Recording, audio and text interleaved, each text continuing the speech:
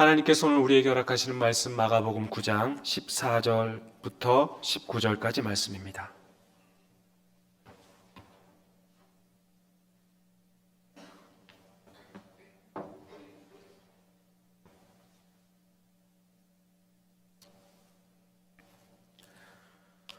하나님의 계시의 말씀을 한 목소리로 받들어 읽겠습니다. 이에 그들이 제자들에게 와서 보니 큰 무리가 그들을 둘러싸고 서기관들이 그들과 더불어 변론하고 있더라. 온 무리가 곧 예수를 보고 매우 놀라며 달려와 문안하거늘 예수께서 물으시되 너희가 무엇을 그들과 변론하느냐? 무리 중에 하나가 대답하되 선생님, 말 못하게 귀신 들린 내 아들을 선생님께 데려왔나이다. 귀신이 어디서든지 그를 잡으면 거꾸러져 거품을 흘리며 이를 갈며 그리고 파리해지는지라. 내가 선생님의 제자들에게 내쫓아 달라 하였으나 그들이 능히 하지 못하더이다. 대답하여 이르시되 믿음이 없는 세대여, 내가 얼마나 너희와 함께 있으며 얼마나 너희에게 참으리요. 그를 내게로 데려오라 하시매. 아멘. 교우 여러분 평안하셨습니까? 이 자리에 함께 참석하신 우리 모든 교우님들, 우리 주님의 크신 사랑과 은총이 함께 하시기를 간절히 소망합니다. 영적 체험, 상상 이상의 초월적인 신앙 체험을 한 자들은 현실에 안주하며 살아가지 않는다는 것을 성경이 곳곳에서 증명하고 있습니다. 이사야는 어떻습니까? 성전에서 기도하던 중에 하나님의 옷자락이 성전에 가득한 것을 보고 성전의 영적 존재인 스랍이 날아다니며 거룩하다, 거룩하다, 거룩하다 라는 이야기를 노래를 하며 또한 성전의 문지방이 흔들리는 그 엄청난 경험을 하게 된 이사야. 이런 경험을 쉽게 할 수 있겠습니까? 모세는 어떻습니까? 40년간 미디안 광야에서 양떼를 치면서 주변을 얼마나 많이 돌아다녔겠습니까? 산이면 산, 광야면 광야, 여러 군데를 다 돌아다녀 봤겠죠. 호렙산에 올라갑니다. 그 산이라고 한두 번 올라가 봤겠습니까? 그런데 그날은 떨기나무에 불이 붙었는데 전혀 타지를 않아요. 그리고 하나님의 소리가 들리죠. 이런 초월적인 경험을 하면 결코 예전의 삶으로 돌아가기 힘듭니다. 요즘 우리가 새벽마다 묵상하는 아모스는 어떻습니까? 남유다 드고아 출신으로 농부로서 양치기, 목동이었던 그가 하나님의 부르심에 하나님께서는 그를 북이스라엘에 가서 하나님의 말씀을 선포하라고 하지 않습니까? 그럼 엄청난 영적 체험을 하게 된 것이죠. 그 하나님의 명령에 어찌 거역할 수 있겠습니까? 지난주 말씀에서 높은 산에 올라간 이 세 제자들, 예수님과 함께 올라갔던 세 제자들은 모세와 엘리야가 예수님과 대화하는 그 장면을 목격합니다. 구름 속에서 소리가 들립니다. 이는 내 사랑하는 아들이니 너희는 그의 말을 들으라. 하나님의 소리로 들었습니다. 이들도 마찬가지이죠. 초월적인 신앙을 경험하고 산 아래로 내려옵니다. 이들 중에는 예수님께서 제자들에게 말 조심해, 입 조심해라고 말씀하셨죠. 인자가 죽은 자 가운데서 살아날 때까지는 오늘 본 것에 대해 입도 뻥끗하지 말라라고 주님께서 재차 경고하십니다. 예수님께서 말씀하신 그 경고를 듣고 제자들은 산에서 내려오는데 아주 기가 막힌 상황을 맞닥뜨리게 됩니다. 우리가 오늘 본문을 14절에서 19절까지 읽었지만 29절까지 전체를 다 다루도록 하겠습니다. 우리 14절 말씀 함께 읽어보겠습니다. 이에 그들이 제자들에게 와서 보니 큰 무리가 그들을 둘러싸고 서기관들이 그들과 더불어 변론하고 있더라. 아멘. 그러니까 여기서 그들이라는 높은 산에서 내려온 예수님과 세 제자들입니다. 그러니까 예수님과 세 제자들이 산 아래 남아있던 제자들에게 온 것이죠. 여러분께 여쭤보겠습니다. 산 아래에 남아있던 제자들은 몇 명이었을까요? 예. 예수님의 제자들은 12명이었는데 높은 산 위로 올라갔을 때 3명이 올라갔고, 그러면 나머지는 9명이죠. 그러니까 9명의 제자들이 큰 무리에게 둘러싸여 있습니다. 그리고 율법학자라는 서기관들과 이 9명의 제자들이 변론하고 있어요. 논쟁 중이라는 겁니다. 한번 머릿속에 그려보십시오. 9명의 제자들이 큰 무리에 둘러싸여서 그들이 한가운데에서 서기관들과 논쟁을 하고 있어요. 거의 취조당하는 느낌인 거죠. 9명의 제자들이 변론을 하고 있지만 딱히 속 시원한 답을 제시하지 못하는 것 같아요. 얼굴은 붉게 상기되었겠죠. 그런 상황에서 누가 나타나신 거예요? 누가 오신 거예요? 예수님이 오신 거예요. 언제 돌아온다는 말씀도 없이 제자 셋 데리고 떠나셨던 예수님께서 오신 것이죠. 9명의 제자들은 얼마나 좋았을까요? 안도의 한숨도 쉬었겠죠. 그런데 누가 더 반가워하고 놀랐다고 합니까? 제자들을 둘러싸고 있던 무리들이 놀라워하며 달려와 예수님께 문안합니다. 안부를 여쭙답니다. 지금 이 사태를 풀어주실 분이 예수님이신 것을 이들도 알고 있었던 거죠. 이 무리들도 알고 있었던 것이죠. 그때 주님께서 말씀하시죠. 너희가 무엇을 그들과 변론하느냐? 따라해 볼까요? 너희가 무엇을 그들과 변론하느냐? 너희가 무엇을 그들과 변론하느냐? 예. 여기서 너희는 지금 무리들을 말하고 있는 거예요. 예수에게 찾아와 안부를 묻는 그 무리들에게 질문을 하고 있는 겁니다. 쉽게 말하면 지금 무슨 일이야? 왜 내 제자들과 논쟁하고 있어? 그런 질문이죠. 그 무리 중에 한 사람이 대답합니다. 그 사람은 귀신 들린 아이를 둔 아버지입니다. 뭐라고 말합니까? 귀신 들린 아들을 선생님께 데려왔습니다. 그러니까 예수님께 데려왔습니다. 그런데 선생님의 제자들에게 내쫓아달라고 했는데 그들이 실패했습니다.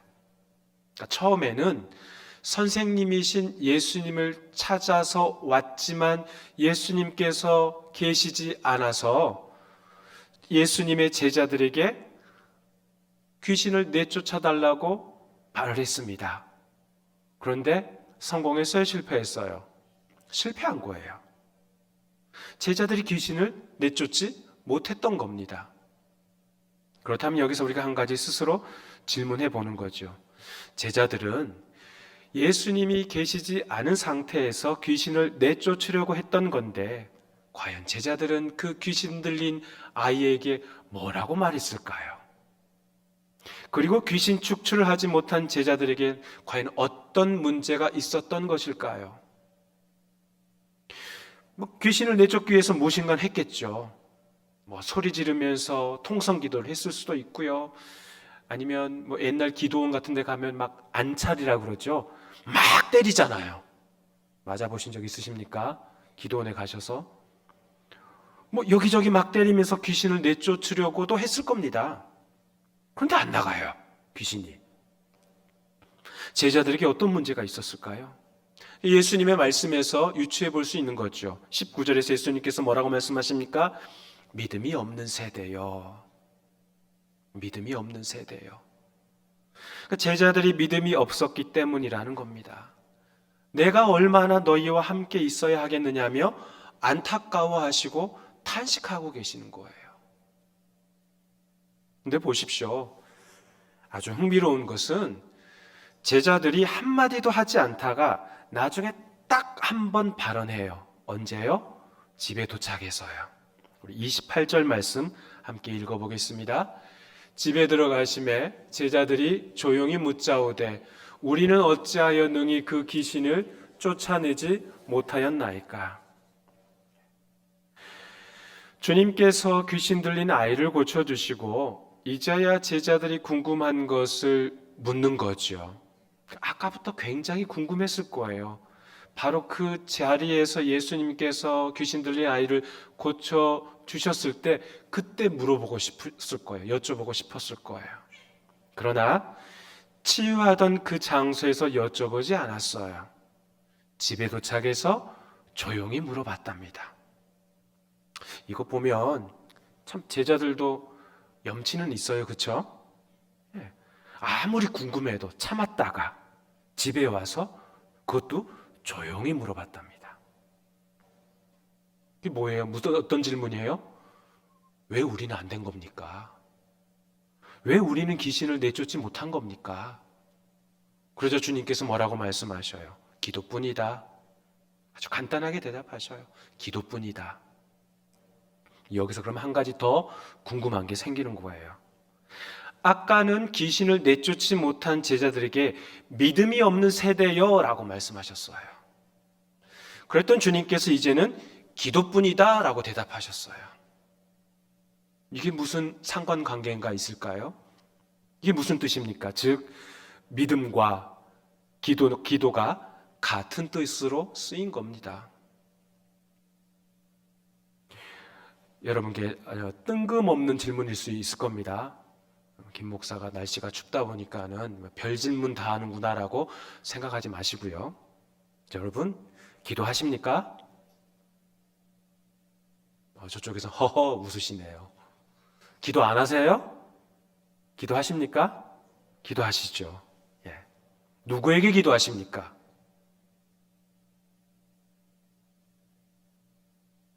처음에 기도 시작할 때 어떻게 시작하셔요? 하나님 아버지. 예, 그럼 누구에게 기도하시는 거예요? 하나님께 기도하는 거죠. 그러니까 저와 여러분이 기도할 때 그 기도를 들어주시는 분이 누구예요? 하나님이십니다. 하나님이심을 믿으시고 기도하시는 거잖아요. 그렇죠? 네. 예를 들어 보겠습니다. 성도님 중에 아픈 분이 있어요.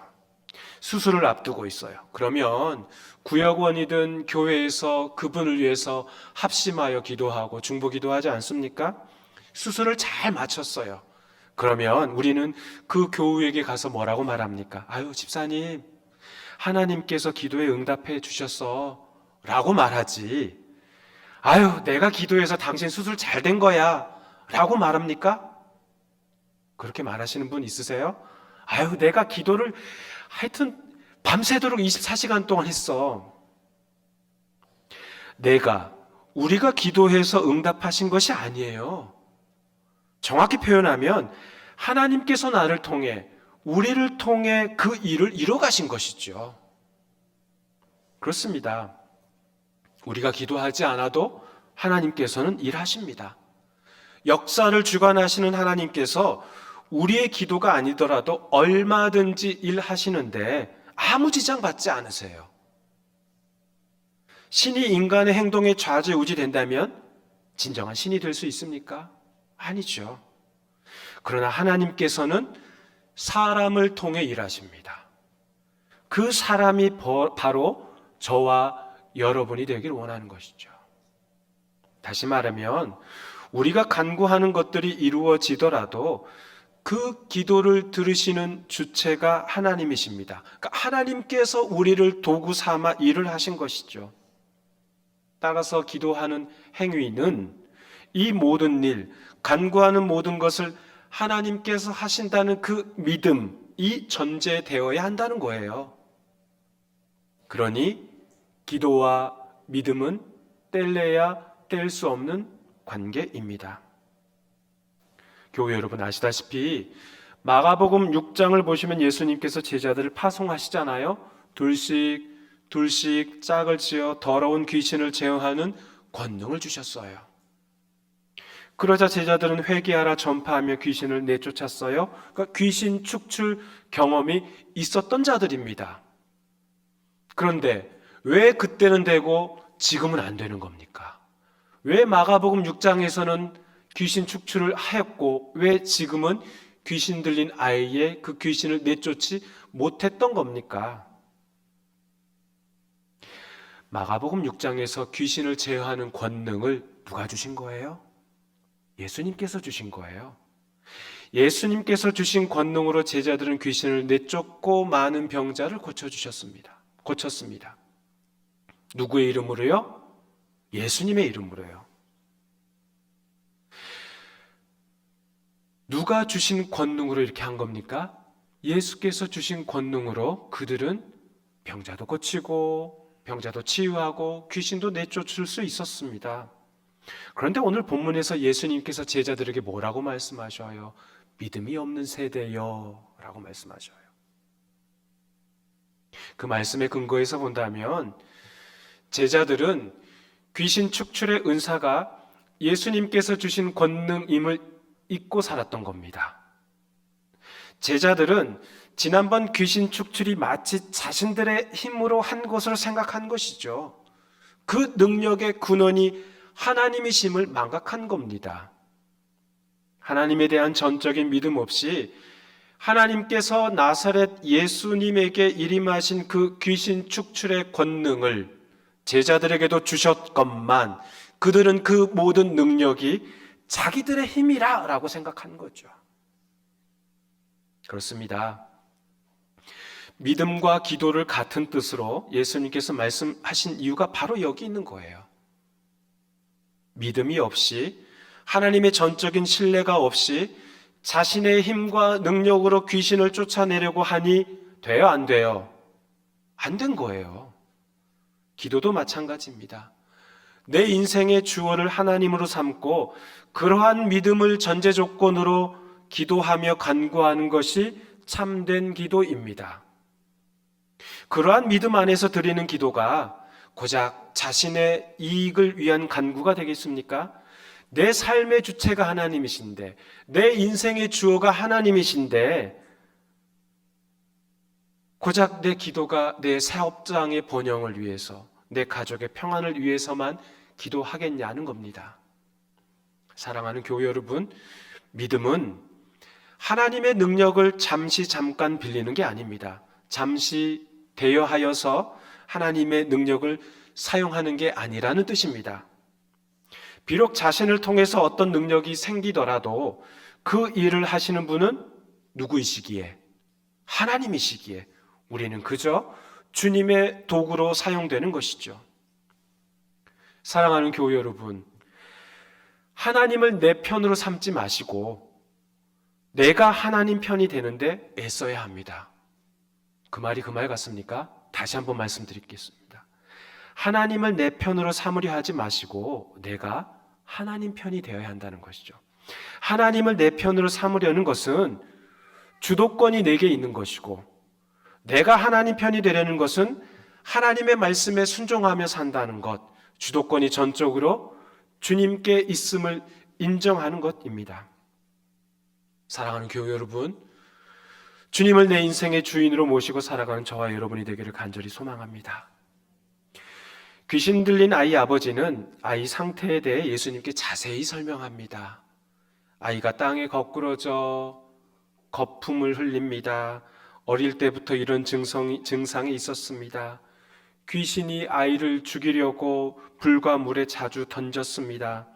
그러면서 아버지가 예수님께 이렇게 말하죠.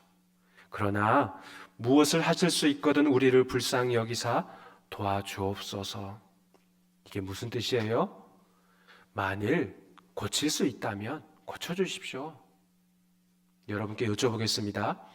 그 귀신 들린 아이의 아버지는 예수님께서 고쳐주실 분이라는 그런 확신이 있었습니까? 아니면 없었습니까? 없었어요. 만약 고치실 수 있다면 고쳐주십시오 라고 말한 거예요. 그 말은 뭐예요? 제자들도 못 고쳤는데 뭐 스승 당신이라고 별거 있겠어? 그런 말인 거죠. 고치실 수 있다면 고쳐주십시오. 안 되면 말고요. 믿음이 안 간 거죠. 그러니 주님께서 무엇이라 말씀하십니까? 우리 23절 함께 읽어보겠습니다. 예수께서 이르시되 할 수 있거든이 무슨 말이냐? 믿는 자에게는 능히 하지 못할 일이 없느니라 하시니. 아멘. 예수님께서 아버지에게 뭐라 말씀하신 거예요? 귀신 들린 아버지에게 당신 지금 나에게 할 수 있거든이라고 말했소? 라고 물어보시는 거예요. 고치실 수 있으면, 하실 수 있으면 고쳐주십시오. 그러니까 예수님께서 지금 말씀하신 거죠. 당신 지금 나에게 할 수 있거든 이라고 지금 말한 거요. 방금 전까지 믿음 없는 제자들을 꾸짖었는데 귀신 들린 이 아이의 아버지도 지금 할 수 있다면 고쳐주세요 라고 반신반의한 게 아니라 믿음 없음을 지금 폭로하고 있는 겁니다. 그때 주님께서 뭐라고 말씀하셔요? 믿는 자에게는 능히 하지 못할 일이 없느니라. 그제서야 이제 귀신 들린 아이의 아버지는 말하죠. 내가 믿나이다. 나의 믿음 없는 것을 도와주소서. 내가 믿나이다. 나의 믿음 없는 것을 도와주소서. 잘 생각해 보십시오. 내가 믿겠습니다. 그런데 나의 믿음 없는 것을 도와주소서. 뭔가 좀 이상하게 들리지 않습니까? 모순처럼 들리지 않습니까? 나는 믿겠습니다. 그러나 나의 믿음 없는 것을 도와주소서. 이런 의미가 담겨 있습니다. 믿겠습니다. 그러나 그 믿음 주시는 분이 누군지 이제야 깨달았습니다. 내가 믿겠다고 해서 믿을 수 있는 게 아닌 것을 깨닫게 된 것이죠. 그러니 주님, 내 믿음 없는 것을 도와주십시오. 라는 겁니다. 매번 말씀드립니다. 이 예배당에 내가 나오고 싶어서 나오는 게 아니에요. 장기간 결석했으니 이제 새해 시작하기 전에 슬슬 나가볼까 해서 나오는 게 아니라는 겁니다. 자기 힘과 의지로 이 자리에 나오는 게 아니라는 뜻이에요. 로마서 1장 28절 말씀 함께 읽어보겠습니다. 또한 그들이 마음에 하나님 두기를 싫어하며 하나님께서 그들을 그 상실한 마음대로 내버려 두사 합당하지 못한 일을 하게 하셨으니 하나님의 형상으로 만들어진 인간 안에 죄가 들어왔습니다. 결국 하나님의 형상으로 만들어졌으나 인간은 죄로 인해 일그러지게 된 것이죠. 그래서 어떻게 되었습니까? 죄 가운데 살아가는 인간은 하나님을 마음에 두기 싫어해요. 점점 멀리 떠나고 싶어 합니다. 죄 가운데 살아가는 거죠. 그런 인간인 우리에게 우리의 힘과 의지로 주님 앞에 이 예배당으로 나올 수 있다고요? 아니요. 절대 그럴 수 없는 겁니다. 그러나 하나님께서 결심하시고 철회하셔서 우리를 불쌍히 여기셔서 이 자리로 불러 모아 주신 줄 믿습니다. 오늘 본문이 그렇습니다. 귀신 들린 아이의 아버지는 예수님께 말합니다. 내가 믿겠습니다. 그런데 그 믿음이란 게 내가 믿겠다고 믿을 수 있는 믿음이 아니라는 것을 깨닫게 된 것이죠. 그러니까 자기 자신이 얼마나 연약한 존재인지를 깨닫게 된 겁니다. 교우 여러분, 마가복음 강해를 통해서 우리는 이미 다 알고 있지 않습니까? 믿음으로 치유받은 예가 곳곳에서 드러나지 않습니까? 마가복음 2장에서는 예수님께서 중풍병자를 데리고 온 그 네 사람의 믿음으로 중풍병자를 치유하셨어요. 마가복음 5장에서는 12의 혈루병을 앓던 여인을 믿음으로 치유하셨습니다. 회당장 야이로의 믿음을 보시고 그 죽은 딸을 소생하게 해주셨습니다. 그렇습니다. 자신의 믿음이 겨자씨만큼 보잘것없는 믿음이라 할지라도 괜찮습니다. 자신이 얼마나 연약한 자인지를 아는 것만으로도 충분합니다. 믿음을 주시는 분이 우리 주님이시기에 전적으로 주님만을 의지하면 되는 거죠. 그러한 믿음을 주십사, 내 믿음이 흔들리지 않도록 도와주십사 기도하고 간청하면 되는 것이죠. 즉 예수님과 함께하는 삶, 예수님을 의지하는 삶, 예수님과 대화하는 삶을 살아가는 자가 참 믿음으로 살아가는 자입니다.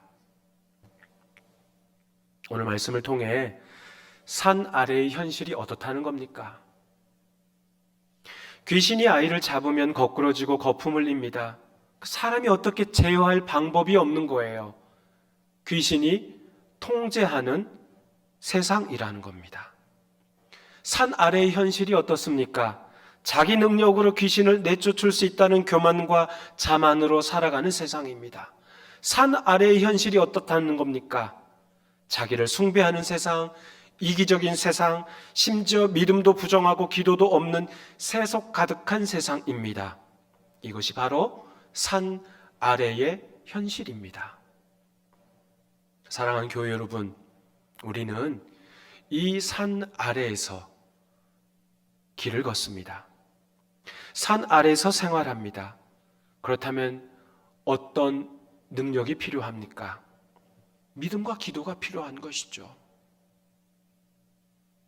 주께서 주시는 믿음으로 그 믿음을 굳건히 의지하며 주님께 간절히 기도하는 삶을 살아가야 합니다.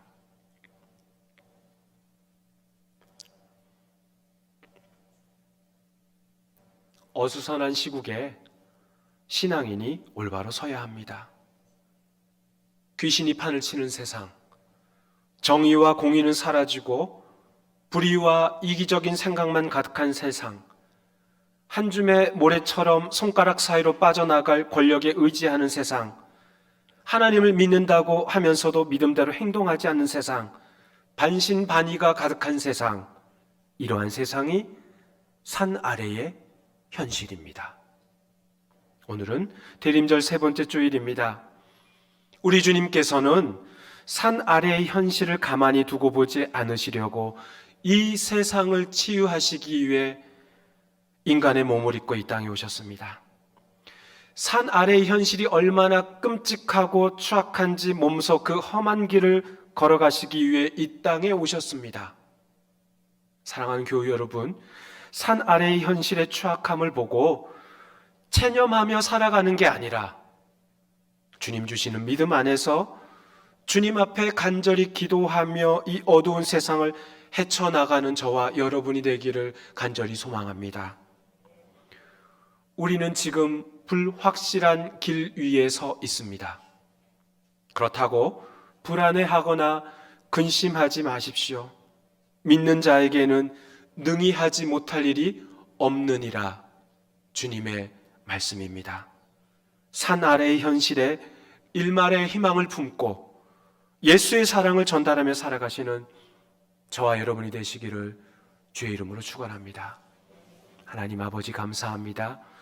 초월적인 신앙을 경험한 자들은 그곳에 남아있기를 원하지만 우리 주님께서는 산 아래 현실, 추악한 현실, 어렵고 끔찍한 이 고통의 현실로 내려와서 담대히 저항하며 살라고 말씀하십니다.